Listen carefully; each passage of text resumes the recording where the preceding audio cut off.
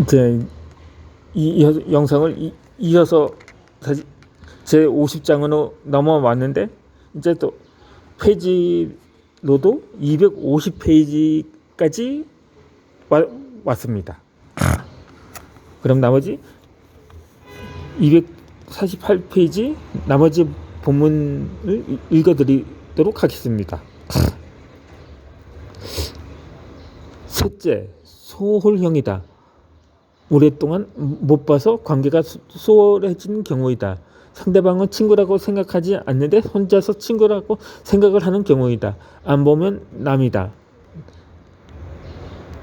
님이 내 품을 떠나 밖으로 나가면 남이 되는 것이다. 배신을 당하지 않도록 다음과 같은 점을 기억해라. 이런 노래 가사가 있었습니다.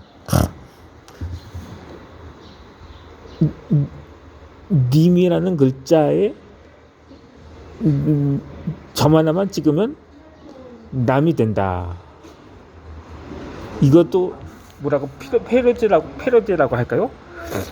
얘든 세무 관련된 광고가 있었는데, 뭐 빛이라는 글자에 점 하나만 찍으면 빛이 된다라고 지읒 받침이 치읒 받침으로 되는 거라고 보면 됩니다.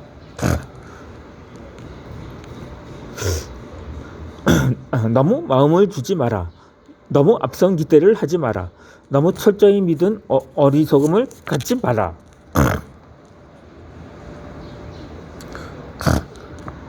제 50장. 내 아이 철은 언제쯤 들까? 철들게 하려면 여기서 말하는 철은 남을 배려하고 이기적으로 자신의 욕심만 채우는 사람이 아닌 여러 가지 뜻이 있다. 인간으로서 외형이야 태어나면서 점점 사람의 외모를 갖추어가는 것은 누구나 당연하겠지만 정신적으로 인간다운 인간으로 변화를 한다고는 아무도 장담할 수 없다. 그것은 자신의 개인적인 노력에 달려있기 때문이다. 철이 든다는 것은 정신적인 성숙을 이야기한다고 봐야 하지 않을까? 그러니까 나이는 50인데 행동이나 정신 상태가 5살 아이에 머무는 사람들도 있습니다. 이런 사람들을 가리켜 지적장애인 또는 발달장애인이라고 하죠. 그런데 실제로는 엄청 똑똑한 사람인데 그러는 것은 분명히 그 사람 인성이나 인격에 문제가 있다는 증거입니다. 사람은 언제 철이 들까? 답은 나이하고 상관이 없다는 것이다. 나의 돌아가신 할아버지를 보고 지금 살아계시는 아버지를 볼 때 철은 나이하고 상관없는 것 같다.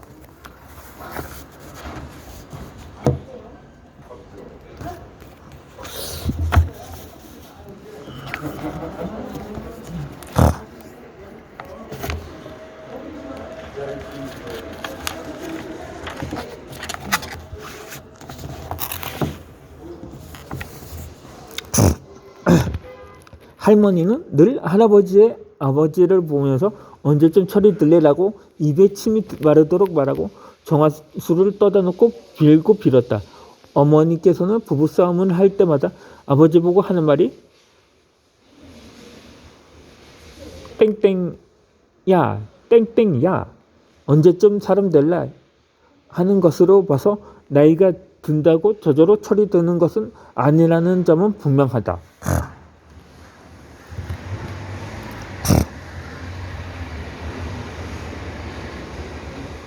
남자와 여자 중에 누가 더 철이 없을까? 답은 남자이다. 남자들이 특히 철이 없는 경우가 많이 있는데 나이가 들수록 아이가 되어버리는 남자들도 있으니 두말하면 잔소리이다. 남자는 여자를 귀찮게 해 라는 노래가 괜히 나왔을까?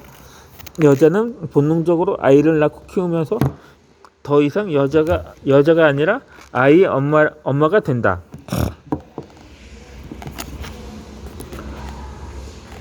물론 남자도 아이의 아버지가 되지만 그건 책임감이고 의무이지 자신의 피와 살을 물려준 본능적인 엄마에 비할 수 없다. 그래서 여자들은 엄마가 되면서 자신의 의지하고 상관없이 본능적으로 처리된다. 이런 말이 있습니다. 요즘은 남자들이 파자마맨이라고 해서 뭐 더군다나 요즘은 머시기라는 전염병으로 인해서 집콕하는 날이 많다 보니까 그런 남자 가장들이 더 많을 것이라고 사료가 됩니다. 그러니까 삼시세끼를 꼬박 차려줘야 되거든요. 또 재택근무를 하거나 아니면 조퇴내 명퇴를 해서 그냥 방구석에 콕 처박혀 있으면 쳐있는 사람 그러면 뭐 그러다 보니까 은둔형 외출이가 되고 아니면은 그나마 좀 나은 경우라면 뭐 제2의 대도서관이 되거나 뭐 게임을 하다가 유튜브를 시작해서 그런 사람들도 있겠죠. 하지만 많은 사람들은 내 생각과는 다를 수도 있습니다. 하루 한 끼만 차려달라는 것은 그나마 그냥 일식시라고 아주 다정하게 반응을 한다고 합니다. 그런데 하루에 2끼부터는 약간 말이 짧아집니다. 이식이라고 하더군요. 그러다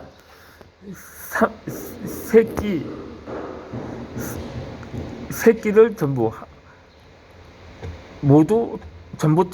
차려달라고 하면은 그냥 삼식이가 되거나 아니면 삼시세끼라고 불리우기까지도 합니다.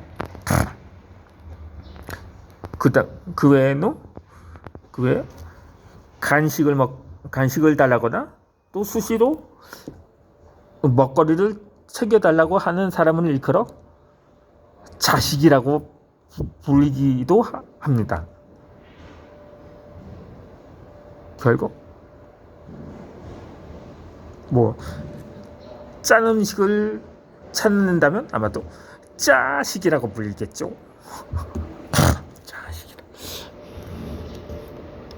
자, 다시 본문으로 넘어가겠습니다.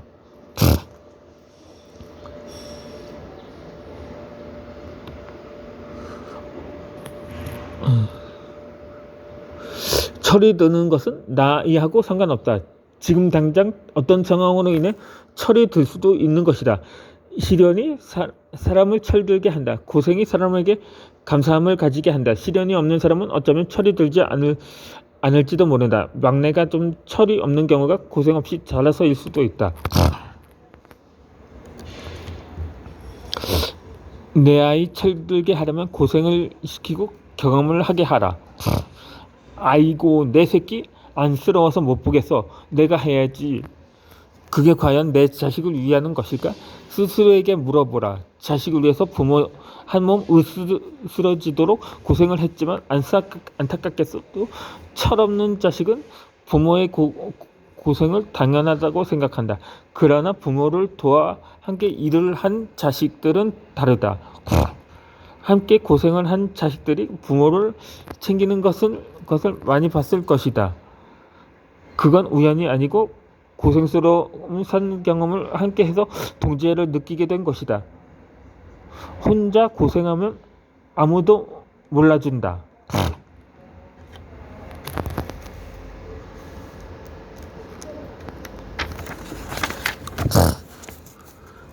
때로는 자식에게 도와달라고 부탁을 해라. 그러면 부모의 일이 얼마나 힘들지 알게 되어 공부하지 말라고 해도 공부를 열심히 하게 될 것이다. 공부를 안 하면 아버지의 힘든 일을 물려받겠지. 아버지처럼 몸으로 때우는 고생스러운 일을 하겠지 하는 마음이 자연스럽게 들면서 공부를 하지 않을 수 없다.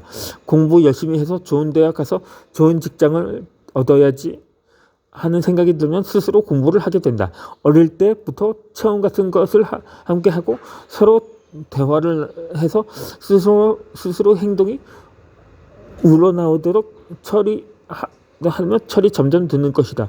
오냐 엄마가 다 할게. 너는 손끝에 물 한 방울 묻히지 않게 커야 해. 그렇게 크다 가는 나중에 내 엄마 피를 말리는 자식이 될 수 있다. 젊어서 고생은 사서도 한다. 철을 들게 하려고 나온 옛날 사람들의 교훈이다. 어차피 사람 사는 것이 다 비슷비슷하다. 내가 겪은 것을 다른 사람들도 다 겪게 된다. 똑같지는 않지만 비슷비슷한 인생 역정을 겪으면서 살게 되어 있다. 조금 빠르고 늦을 뿐 피해갈 수 없는 희로애락이 분명히 있다. 사람도 늦바람이 무섭다고 했던가?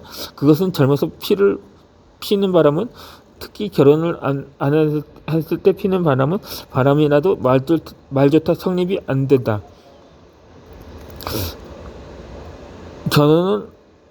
결혼을 안 했기 때문에 이혼도 없다. 그러나 결혼하고 아이가 있을 때 바람을 피우면 이혼을 할 수 있고, 평생을 바람 피우는 각오 때문에 발목 잡힐 수도 있다.